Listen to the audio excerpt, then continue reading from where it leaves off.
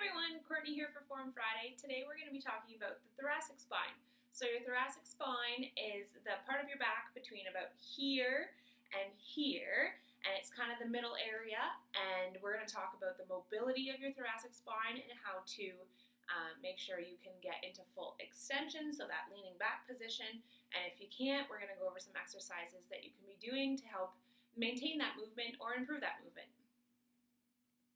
As you can see, our thoracic spine has a natural curve in it that encourages flexion or bending forward.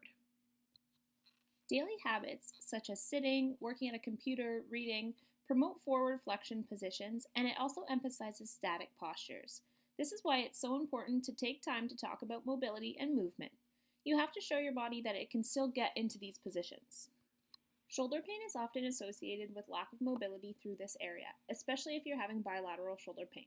You could be suffering from some impingement through the shoulder due to poor positioning or lack of movement through the T-spine. You can see here that if I don't have enough mobility through my back, I'm unable to get my arms up all the way. Over time, this would pinch down on the structures in the shoulders and become very painful. This first exercise is a good exercise that can be completed anywhere. You'll place your hands behind your neck for support and try to bring your elbows to the ceiling. It's important to try to get movement through your thoracic spine and not lower down. You can do this by trying to keep your lumbar spine or your low back as still as possible. As we age, we tend to become more and more flexed. It's important that we maintain that mobility to avoid further complications. If we avoid going into thoracic extension, the ability to get into that position becomes a permanent deficit.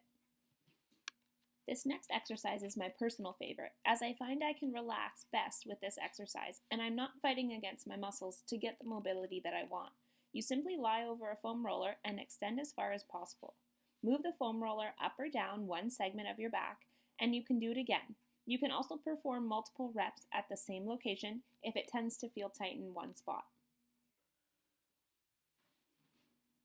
In addition to forward and backward movement or flexion and extension, we can also rotate through our thoracic spine. This exercise is a good exercise to get that rotation. You'll go on all fours and place one hand behind your neck. Try to bring your elbow to the ceiling and open up through the chest. This last exercise is a variation of the previous exercise. However, because you are sitting back on your feet, your hips are locked in this position and you can't cheat from the hips to get more rotation. So feel free to give this one a try as well. Thoracic mobility is very important, and depending on what you do throughout the day, it may be beneficial to take some time to try to offset all those static positions that we find ourselves in. I'm always so surprised how good I feel after working through some of these exercises, even on the days where I don't feel particularly stiff. So give these exercises a try and let me know how it feels. So that's all for today. If you guys have anything in particular that you'd like me to talk about next week, feel free to comment. Otherwise, have a great day.